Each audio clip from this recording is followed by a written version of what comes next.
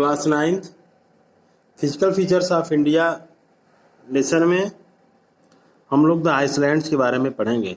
इसके पहले वाले वीडियो में हम लोग the coastal plains of India, the Indian desert या Thar desert, northern plain of India, Himalayan mountain, peninsular plateau, इन सब के बारे में स्टडी कर चुके हैं। आज हम लोग इस वीडियो में द आइसलैंड, अंडमान और निकोबार आइसलैंड्स के बारे में स्टडी करेंगे। तो देखें, you have already seen that India have a vast mainland. बताया जा रहा है कि आप पहले ही देख चुके हैं कि भारत का जो वेस्ट मेन लैंड है वो बहुत ही विशाल है। भारत का मुख्य स्थल भाग बहुत ही विशाल है। Besides this the country has also 2 groups of islands. और इसके अतिरिक्त भारत में जो भारत का वेस्ट मेन लैंड है उसके अतिरिक्त आप देखेंगे भारत में 2 द्वीप समूह हैं, 2 ग्रुप्स ऑफ आइसलैंड्स हैं। Can you identify these island groups? क्या आप इन द्वीप समूहों को पहचान सकते हैं? तो हमने पहले ही आपको बता दिया है। बे ऑफ बंगाल में अंडमान एंड निकोबार और अरेबियन सी में द लक्षद्वीप आइसलैंड। तो देखते हैं इस चैप्टर में आगे क्या है। Locate the Lakshadweep islands group lying close to the Malabar coast of Kerala. यहाँ हम लोग पहले लक्षद्वीप आइसलैंड के बारे में अध्ययन करेंगे। Locate the Lakshadweep island group lying close to the Malabar coast of Kerala. बताया जा रहा है केरला के मालाबार तट के पास स्थित लक्षद्वीप की स्थिति को ज्ञात कीजिए। तो हम पहले ही पढ़ चुके हैं Malabar coast, Konkan coast, Kannada coast, northern Circars, Coromandel coast, इसके बारे में हम बता चुके हैं पहले ही। तो यहाँ देखिए आया है मालाबार कोस्ट। बताया जा रहा है कि आप केरल के मालाबार तट के पास स्थित लक्षद्वीप की स्थिति को ज्ञात कीजिए। This group of islands is composed of small coral islands. बताया जा रहा है द्वीपों का यह समूह जो लक्षद्वीप है, यह द्वीपों का एक समूह है। इसमें कई छोटे छोटे द्वीप हैं और द्वीपों का यह समूह छोटे प्रवाल द्वीप से बना है। Composed of small coral islands, यह प्रवाल द्वीपों से बना है। प्रवाल क्या है, कोरल क्या है? एक प्रकार का समुद्री जीव है, ठीक है। Earlier they were known as Laccadive, Minicoy and Amindivi. बताया जा रहा है पहले इनको लक्षद्वीप को पहले क्या कहते थे? लक्काद्वीप, मिनिकॉय और अमीनद्वीप के नाम से जाना जाता था पहले। In 1973 these were named as Lakshadweep. और 1973 में 1973 में इसका नाम क्या रखा गया? लक्षद्वीप। तो लक्षद्वीप में क्या हो गया? लक्काद्वीप, मिनिकॉय और अमीनद्वीप। 1973 में इसका नाम सामूहिक रूप से लक्षद्वीप रखा गया। It covers small area of 32 square kilometre. और यह 32 वर्ग किलोमीटर के छोटे क्षेत्र में फैला हुआ है। Kavaratti island is the administrative headquarters of Lakshadweep. बताया जा रहा है जो कवरत्ती है, कवरत्ती द्वीप लक्षद्वीप का क्या है? प्रशासनिक मुख्यालय है, हेडक्वार्टर्स है। This island groups has great diversity of flora and fauna. यह इस द्वीप समूह पर पादप तथा जंतु के बहुत से प्रकार पाए जाते हैं। फ्लोरा और फुना के में अधिक डाइवर्सिटी मिलती है। मतलब डाइवर्सिटी मतलब विविधता। तो फ्लोरा और फुना यानी कि पादप और जंतुओं के बहुत अधिक प्रजातियां पाई जाती हैं इस द्वीप समूह पर। फिर देखेंगे the Pitti island which is uninhabited has a bird sanctuary. बताया जा रहा है पिटली द्वीप, ये पिटी यहाँ लिखा है पिटली या पिटी द्वीप पे क्या है? मनुष्य का निवास नहीं है, ठीक है। अनहैबिटेटेड है, मतलब यहाँ मनुष्य निवास नहीं करता है।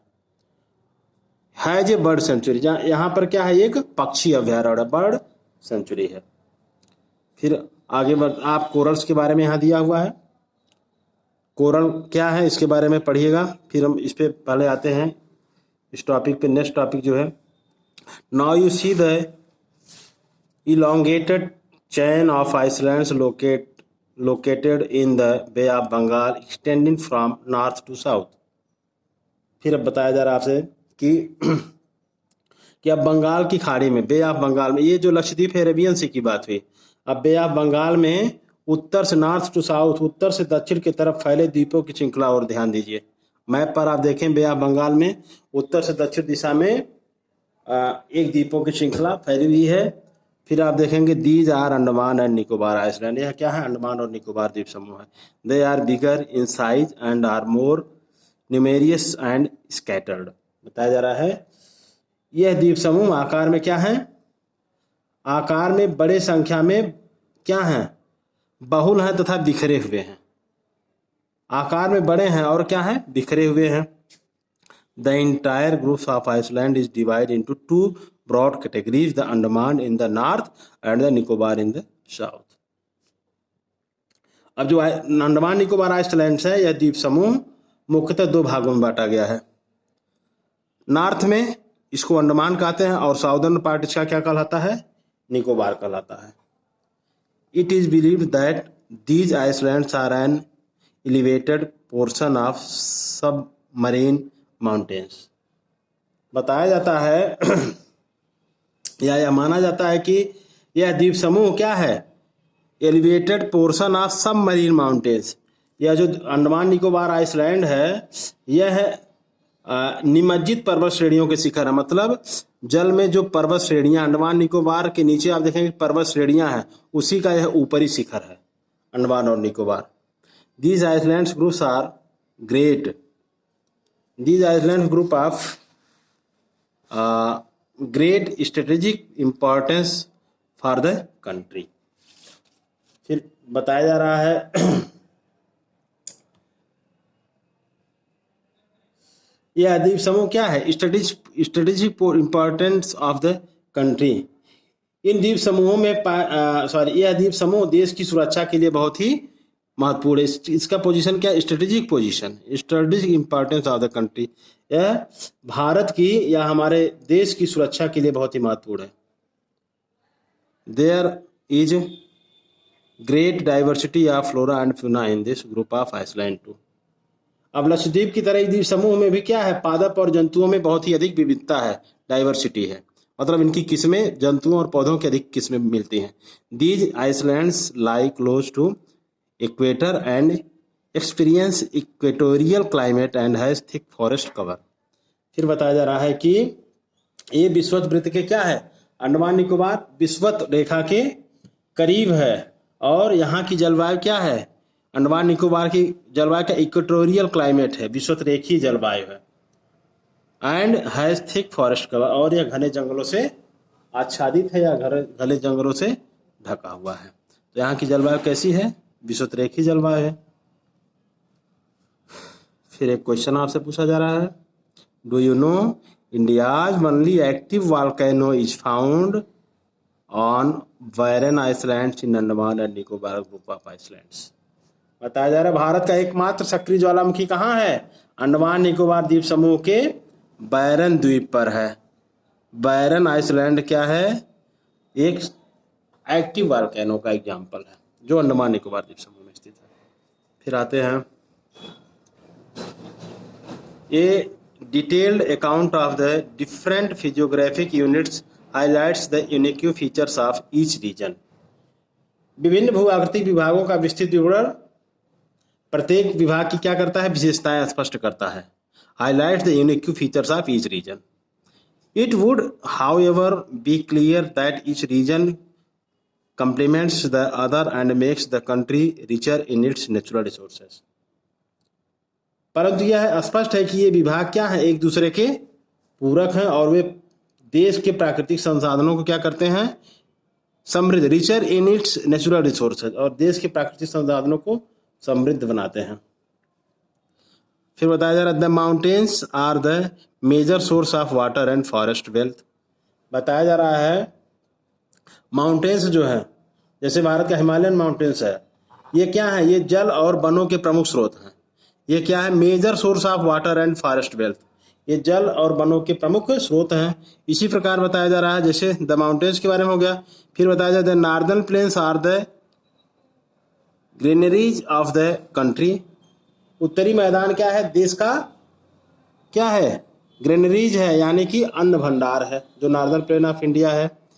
दे प्रोवाइडेड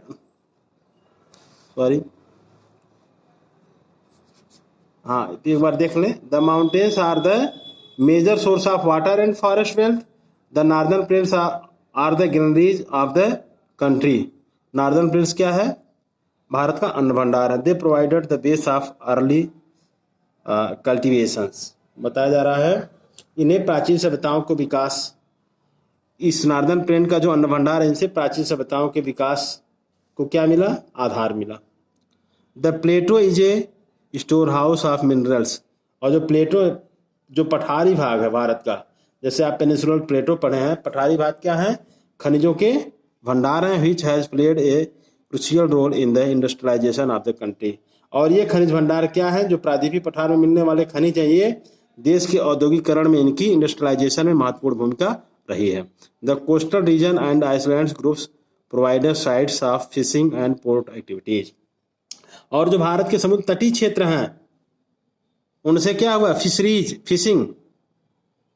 फिशिंग संबंधी, और इसके अलावा आप देखें पोर्ट एक्टिविटीज, और जो बंदरगाह संबंधी क्रियाकलापों के लिए ये उचित स्थान प्रदान करते हैं। कौन स्थान प्रदान करते हैं, कोस्टल रीजन।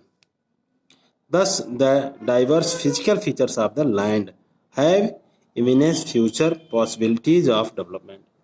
इस प्रकार देश की विविध भौतिक आकृतियां भविष्य में विकास की अनेक संभावनाएं प्रदान करती हैं, इस तरह से आप देखेंगे तो हमारा चैप्टर, ये लास्ट टॉपिक था इस चैप्टर का। तो फिजिकल फीचर्स ऑफ इंडिया में देखें आप, जो है कि इसको जो है 5-6 पार्टों में हमने बांटा, जो है माउंटेन्स, डेजर्ट, प्लेन्स, ठीक है, कोस्टल एरियाज, आइसलैंड ग्रुप्स, सभी में इसमें बांटा और सबका अलग अलग अध्ययन किया, सबकी विशेषताओं के बारे में अलग अलग अध्ययन किया हमने। अब इसमें आप देखेंगे हम लोग जो है फिर एक्सरसाइज, अब देखिए ये चैप्टर हम लोगों का खत्म हो चुका है, तो इसमें आप एक्सरसाइज वाइज जो क्वेश्चन है उनको हल करने का प्रयास करेंगे। नेक्स्ट वीडियो में इसका आंसर आप लोगों को दिया जाएगा, लेकिन आज के वीडियो में जो भी ये ऑब्जेक्टिव टाइप में क्वेश्चन दिए हुए हैं, इनका आप आंसर ढूंढने का प्रयास करेंगे। इसके अलावा आप सेकंड क्वेश्चन, आप ये इसमें कुछ 60 क्वेश्चंस हैं। सेकंड में answer the following questions briefly. What is tectonic plate, what is the भावर, ये इसके बारे में आपको बताया गया है कि भावर क्या है, खादर क्या है, ठीक है, तो इनके बारे में अध्ययन करेंगे। फिर डिस्टिंग्विश बिटवीन है, converging and diverging tectonic plates के बारे में बताया गया है आपको। देखें बांगर और खादर के बारे में, वेस्टर्न घाट, ईस्टर्न घाट के बारे में बताया गया है।